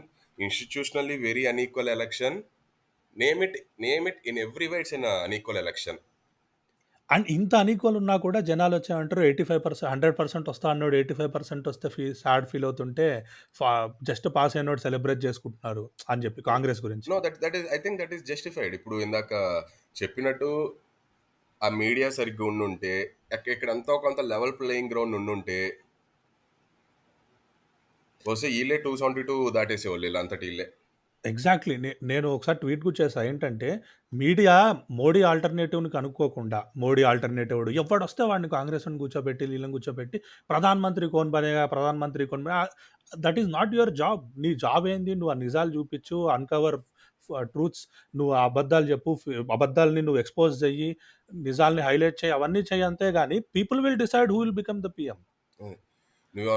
నువ్వేమన్నా Congress party ప్రెసిడెంటో లేకపోతే వాళ్ళ అలయన్స్ ఆ! పార్ట్నర్ ప్రెసిడెంటో నువ్వేమన్నా? ఆ! కూర్చోబెట్టి ప్రతి ఒక్కరిని ప్రధానమంత్రి కౌన్ బనేగా, కోయలిషన్ ఉంటే స్టెబిలిటీ ఉండదు. ప్రతీది అంటారు. ఇప్పుడు ఇండియా కోయలిషనేగా ఒక్క మాట అనరే. అసలు అసలు వీళ్ళు ఎంత అన్‌ఈక్వల్ ఎంత అసలు బీజేపీ ఎప్పుడు సొంతంగా ప్రభుత్వం ఏర్పాటు చేసింది? 1998 నుంచి. అంటే మెజారిటీ 1998లో ఏర్పాటయింది. అలయన్స్‌లో ఉన్నారు గానీ మెజారిటీ వచ్చాయి గదా! అంటారు ఇంకా. Single party, single largest BJP party. కనీసం కాంగ్రెస్ ఎప్పుడు 1952 నుంచి సొంతంగా పార్టీ అధికారంలో ఉంది. అవును. 2004 యూపీఏ ఏర్పాటు చేసే వరకు. అవును. మధ్యలో చిన్న చిన్న పార్టీలు జాయిన్ అయితే అయ్యుండొచ్చు గానీ 1998 నుంచి బీజేపీ అనేది సొంతంగా ఇప్పటి వరకు ప్రభుత్వం ఏర్పాటు చేయలేదు. వాళ్ళకి మెజారిటీ అవును. ఉండొచ్చు. కానీ సొంతంగా ప్రభుత్వంలో లేదు. అవును. అంటే ఇది blatant it's also demeaning people's intelligence అన్నమాట ఇయన్నీ. Exactly. People's demeaning common people's sense. Intelligence is exactly the right phrase. ఎందుకంటే నీకు 140,00,00,000 భారతదేశంలో నీకు ఒక్కడు ప్రధానమంత్రి క్యాండిడేట్ ఉండడు మోడీ తప్ప. ఇఫ్ నాట్ మోడీ హూ అంటే నువ్వు ప్రతిరోజు పొద్దున్న లేస్తే రిజర్వేషన్ మీద కొట్లాడతావు. రిజర్వేషన్ వద్దు, ఇదొద్దు, అదొద్దు అని చెప్పి. ప్రధానమంత్రి సీట్ మాత్రం మోడీకే రిజర్వ్ చేయాలంటావు. మోడీకి ఏదో చేసి ఉండాలి. ప్లస్ మళ్ళీ నువ్వేం చెప్తావు నీ దాంట్లో రాసుకుంటావు 75 ఏళ్ళు దాటితే ఎవరికి పదవులు ఉండకూడదని. ఆ! మార్గదర్శక మండలి అంటారు. కానీ మార్గదర్శక ఇప్పుడే మండలిలో మోడీ మాత్రం కూర్చోబెట్టావు ఉండిపోతాడు. కొంతమంది నీకు నచ్చడంని. ఎగ్జాక్ట్‌లీ. అంటే ఇయన్నీ ఇప్పుడు ఈ రవీష్ కుమార్ లాంటి ఇందాక చెప్పుకున్నట్టు మళ్ళీ యూట్యూబ్ జర్నలిస్టులు వచ్చారు కాబట్టి ఈ మాత్రమైనా బయటికి వెళ్తున్నాయి. కానీ వాళ్ళు కూడా లేకపోతే అసలు ఈ విషయాలు బయటికి కూడా వచ్చేవి కాదు అనిపిస్తుంది నాకు. అస్సలు రాదు. ఇప్పుడు కూడా దాంట్లో ఆ ఈకో చాంబర్ లానే ఉంది. అది కూడా ఇప్పుడు 'రవీష్ కుమార్‌ది' 'ధ్రువరాటి' వీడియోస్ మనలాంటోళ్ళే ఎక్కువ చూస్తారేమో ఆళ్ళకంటే. లేదు అది దానికి నార్త్ ఇండియాలో స్ప్రెడ్ బాగానే వెళ్ళింది. అదంటే ఎక్కువ హిందీ కదా. ఆబ్వియస్‌లీ స్ప్రెడ్ ఉంది. బట్ ఆహ్, ఎంతైనా కూడా కొంచెం పెనెట్రేషన్ అన్నది ఆ లెవెల్‌లో ఉండాలంటే మెయిన్ స్ట్రీమ్ మీడియా ఉన్నంత మెయిన్ స్ట్రీమ్ పెనెట్రేషన్ మీడియా యూట్యూబ్‌కి ఉండదు కదా! ఈ ఆల్టర్నేట్ మీడియాస్ ఎవరైనా alternative to main stream media exactly. Yeah! అక్కడ ఎలాగూ లేదు కాబట్టి కనీసం ఇక్కడ ద్వారానే చేసుకుందాం అంతే ఇంకా. అవునవును. యూపీలో కూడా సిఎస్డిఎస్ లోక్నీతి సర్వేలో 36% of people wanted Rahul Gandhi as PM PM. And only 32% wanted Modi. And వాళ్ళు ఏమంటారంటే డిస్కౌంట్ ది ఫియర్ ఫ్యాక్టర్ అది ఇంకా పెరుగుతుందని. అదే యోగేంద్ర యాదవ్ కూడా చెప్తాడు, చాలామంది ఎందుకు తప్పయ్యారు, మీరెందుకు కరెక్ట్ చెప్పారు ప్రెడిక్షన్ అంటే, ఇప్పుడు యూపీ లాంటి లొకేషన్స్లో వాళ్ళు ఒక్కసారి అడిగితే వాళ్ళు చెప్పరు.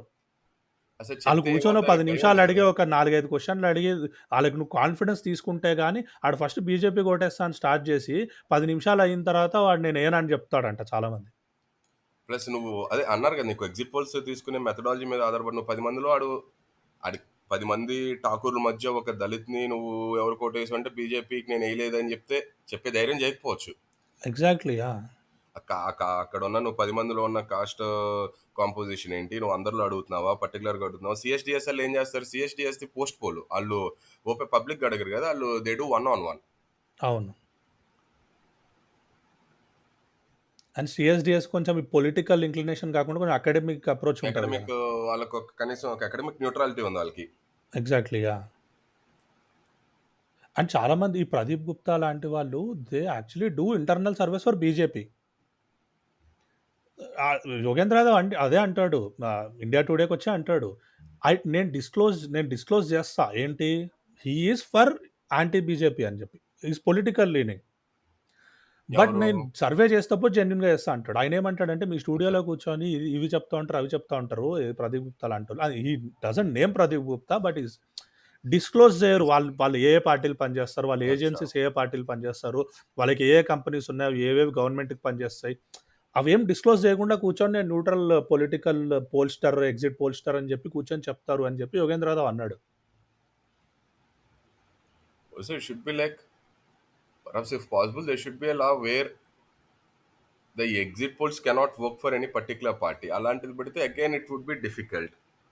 యా, ఇన్ఫ్యాక్ట్ ఈ స్టాక్ మార్కెట్ గురించి మాట్లాడుతుంటే ఫారిన్ ఇన్వెస్టర్స్ చాలా మంది వాళ్ళకి ఇంటర్నల్గా వాళ్ళు పెట్టుకున్న ఈ సర్వే ఏజెన్సీస్, వాళ్ళు చాలా సర్వేలు చేయాలి. ఇలాంటి ఇప్పుడు యాక్సిస్ మైండ్ ఇలాంటి చేత సర్వేలు చేపిస్తారు వాళ్ళు.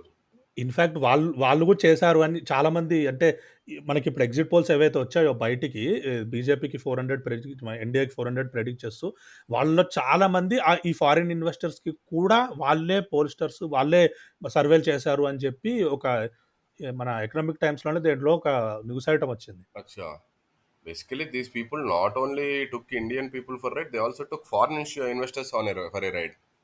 యా. అంత audacity, how captive you have to be even to take even foreign investors for a ride. అదే కదా.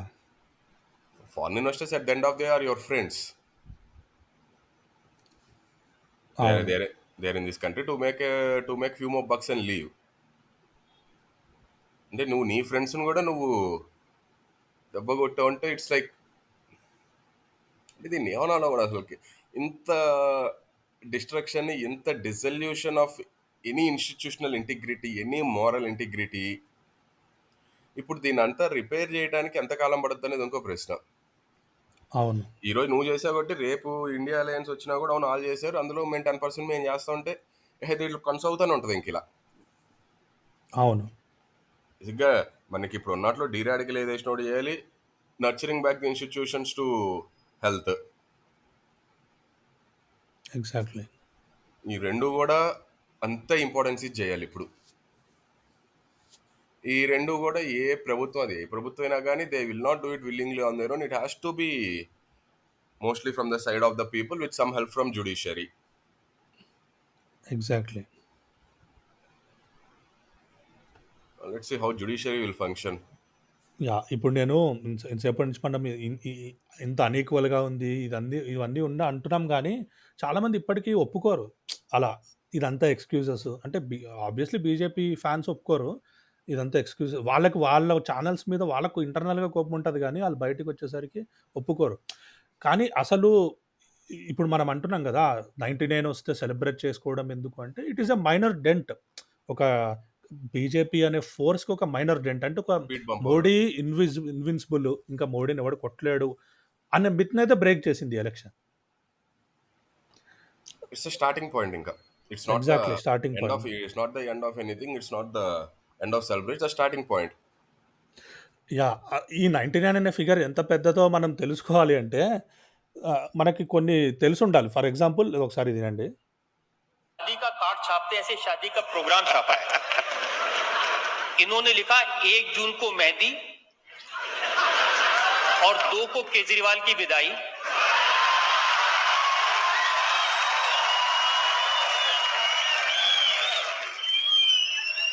4 जून को ब्रेकफास्ट और उसके बाद हल्दी और लंच पे रोना धोना शुरू. 3 बजे ईवीएम की डोली में वापसी. 5 बजे विपक्ष की विदाई. 6 बजे विदाई का रोना और 7 बजे पप्पू जाएंगे इटली. ఇది ఏ బీజేపీ స్పోక్స్ పర్సనో లేకపోతే బీజేపీ లీడరో బీజేపీ ఎమ్మెల్యే క్యాండిడేటో ఎంపీ క్యాండిడేటో చేసింది కాదు. India TV journalist Rajat Sharma మోడీని ముందు పెట్టుకొని ఒక లార్జ్ క్రౌడ్ ముందు ఇవన్నీ చెప్తున్నాడు. This is our media. కూర్చొని డైరెక్ట్ ట్రాల్ చేస్తున్నాడు, పప్పు అంటున్నాడు ఒక అపోజిషన్ లీడర్ని. ఇది ఏమన్నా రైట్ వింగ్ స్టాండప్ కామెడీ అనుకున్నా. Rajat Sharma, this is India TV Rajat Sharma. Rajya Sabha మెంబరా మొన్నటిదాకా, ఇప్పుడు కూడా ఉన్నాడా? సో ఇది ఇంకా ఇంకా ఇది కూడా ఇది వినండి. The point is that this whole eastern UP belt, this is ఇది కాదు, 1 minute. इतनी बड़ी बात है कि चुनाव समाप्त नहीं हुआ और हम आपके अगले टर्म की बात कर रहे हैं. आप 100 दिन में, 125 दिन में. इससे ऐसा लगता है कि चुनाव जो है एक स्टेटस को का चुनाव है. यानी लोगों को ये आश्वस्त है कि आप वापस आने वाले हैं. जब बीजेपी के टिकट दिए जा रहे थे उस समय लोग कहते थे कि टिकट नहीं है, ये निर्वाचन का सर्टिफिकेट है. हर जगह जो बीजेपी का सबसे बड़ा एसेट है वो आपका चेहरा है और आपका काम है. आपको कभी ऐसा लगा कि इस बार तीसरे टर्म के दौरान कैंडिडेट्स ने भी शायद ऐसा सोच लिया कि भाई आपके नाम पे ही जीत के आना है, आपके काम ने आपने इतना अच्छा करके रखा है. అది చూడు, ఇది సుధీర్ చౌదరి ఫ్రమ్ ఆజ్ తక్.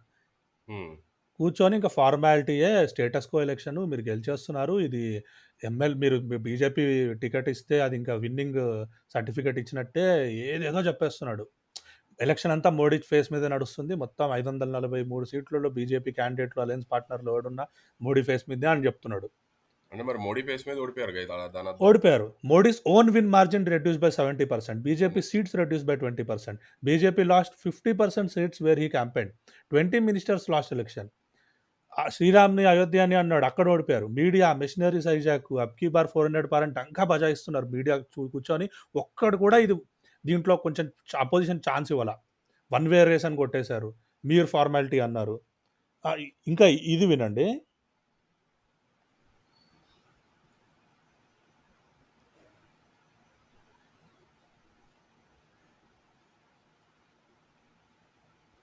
पहला सवाल होगा ये कि क्या ये चुनाव महज एक फॉर्मेलिटी है? अब चुनाव के वक्त कई लोग कह रहे हैं कि क्या उम्मीदवार जो है वो नॉट इम्पोर्टेंट है, वोट तो सिर्फ मोदी जी को जा रहा है क्योंकि मोदी जी की गारंटी है. मोदी जी, आपने एक टर्म कॉइन किया है जो बहुत ही लोकप्रिय हो गया है, मोदी की गारंटी. मोदी जी, आप भरोसे की बात करते हैं. जब भी हमारे कैमरा टीम्स जहां भी जाते हैं वो सब यही बात करते हैं, मोदी पर भरोसा. Have we come to this situation जहां पे पहले होते थे Indira is India, India is Indira, और अब है Modi is Bharat, Bharat is Modi. Modi is the ఇలా బీజేపీ భక్తులు కూడా అండనికి ఆలోచిస్తారేమో. బీజేపీ భక్తులు కూడా మరి ఎంత ఘోరంగా ఉండరు, అసలుకి ఘోరంగా ఉండరు. దండీలంట, ఫార్మాలిటీ అంట, ఇందిరా ఇస్ ఇండియాని ఈక్వేట్ చేసి మోడీ ఈజ్ భారత్ అంట, మోడీకి గ్యారంటీ అంట. అసలు మోడీ కూడా ఇంత భక్తి బెండ్ చేయమంటే క్రాల్ చేస్తున్నారు ఏంటి అని అనుకుంటాడేమో. ఏమంటే క్రాల్ కాదు వీళ్ళు అసలుకి, ఇంకా క్రాల్ నాకేస్తున్నారు ఉంటే ఇంకా ఇంత అన్ఈక్వల్ బ్యాటిల్ పెట్టుకొని మీడియాలో ప్రతి అంతా మనం అన్ఈక్వల్ గురించి మాట్లాడుకున్న ఇంకో విషయం మర్చిపోయాం. ఏంటది? Never ever elections conducted where 2 chief ministers were in jail. Exactly, yeah. Arvind Kejriwal and Hemant Soren. Never ever it happen like that. Exactly. అవి బెయిల్ రానంత కేసులు కూడా కావు. అవి పెద్ద అంటే ఐ డోంట్ థింక్, అంటే సార్ అది కేసులు వచ్చే బెయిల్ రాని బెయిల్ పక్కన పెడితే Hemant Soren has been in jail for how many 4 months. Yeah. ఇప్పటివరకు సుప్రీంకోర్టు బెయిల్ ఇవ్వడానికి కూడా ఇష్టపడలేదు. అవును. కేజ్రీవాల్కి మొన్న ఇచ్చినట్టే ఇచ్చి జస్ట్ 10 రోజులు మళ్ళీ మళ్ళీ నిన్న కూడా ఏదో బెయిల్ వచ్చిందన్నారు. మళ్ళీ మార్చేశారు ఇమీడియట్గా కదా! హైకోర్టు ఆపేసింది. అవును. అవును. సో, మనము మార్కులు 45% వచ్చినా సెలబ్రేట్ చేసుకుంటున్నారు అన్నప్పుడు క్వెషన్ పేపర్ సెట్ చేసింది వాళ్ళే. క్వశ్చన్ పేపర్ నాకే క్వశ్చన్లు వచ్చినాయి, నీకే క్వశ్చన్లు వచ్చినాయి అనేది దట్స్ అ ఫండమెంటల్ థింగ్ కదా. ఆ! అన్నీ చెప్పేసింది వాళ్ళే. ఇన్విజిలేటర్‌తో మ్యాచ్ ఫిక్సింగ్ చేసుకున్నారు. ఇన్స్‌పెక్షన్‌కొచ్చే అతనితో చేసుకున్నారు. ప్రతీదీ చేసుకొని, మొత్తం అంతా సెట్ చేసుకొని, అయినా మెజారిటీ రాకుండా ఇప్పటికి కూడా మేము ఇన్విన్సిబుల్ అని చెప్పుకునే ప్రయత్నం చేస్తున్నారు. ఇన్విన్సిబుల్ అని చెప్పుకునే ప్రయత్నంలో ఇన్స్పెక్షన్ చాలా చేసేవాడే చేస్తున్నారు నీకు వాళ్ళు యాక్చువల్లీ. వచ్చి స్లిప్లు అందిస్తున్నాడు కదా. ఏంటి? ఇన్స్పెక్షన్ చేసేవాడే నీకు వచ్చి స్లిప్లు అందిస్తున్నాడు కదా, అందించాడు కదా వాడు. అందిస్తున్నాడు. సో, ఈవీఎంస్ మీద ఒపీనియన్ ఏంటి? ఈవీఎంస్ మీద చాలా చర్చ నడుస్తుంది గదా! ఐ థింక్ మనం వాటిలోకి వెళ్ళకపోవడం మంచిది. It will be two wading into conspiracy theories అవుతుంది. ఎగ్జాక్ట్‌లీ. యాహ్! అది నేను కూడా అందుకే ఈవీఎంస్ గురించి కాన్స్పిరసీ థియరీస్ అవుతుంది. అది ప్రతిసారి వస్తానే అంటే ఉంటుంది. స్పెక్యులేషన్స్ మీదే మాట్లాడినట్టు అవుతది. బట్ కొన్ని చోట్ల దానివల్ల వస్తున్నాయి ఏందంటే ట్రైనింగ్ నంబర్ ఆఫ్ ఏంటంటే EVM votes polled and votes counted are not matching అని చెప్పి. అంటే వాళ్ళకి ఎలక్షన్ కమిషన్ వాళ్ళంత ఉండాల్సిన ట్రాన్స్పరెంట్ గా లేరు. యాహ్! ఆ ఓట్స్ మ్యాచ్ అవ్వకపోవడానికి చాలా కారణాలు ఉంటాయి. ఆ మాక్ పోల్ డేటా తీయలేకపోవటం, లేకపోతే దాన్ని ఏమంటారు కంటెస్టెడ్ ఓట్స్, ఇలాంటివన్నీ ఉంటాయి. అప్పుడు ఫార్మ్ 17 ఇది కూడా ఏదో ఇష్యూస్ వచ్చాయి కదా! ఇష్యూ అప్పట్లో. వచ్చి వాళ్ళు అప్లోడ్ చేయట్లేదు. వాళ్ళకి అప్లోడ్ ఆ! చేయడానికి టైం పట్టదు. కానీ నేను మన వైర్లో ఒక ఆర్టికల్ చదివాను. ఎక్స్ గవర్నమెంట్ ఆఫీసర్ లేకపోతే ఎలక్షన్ కమిషన్తో పనిచేసిన ఆయన. ఓకే.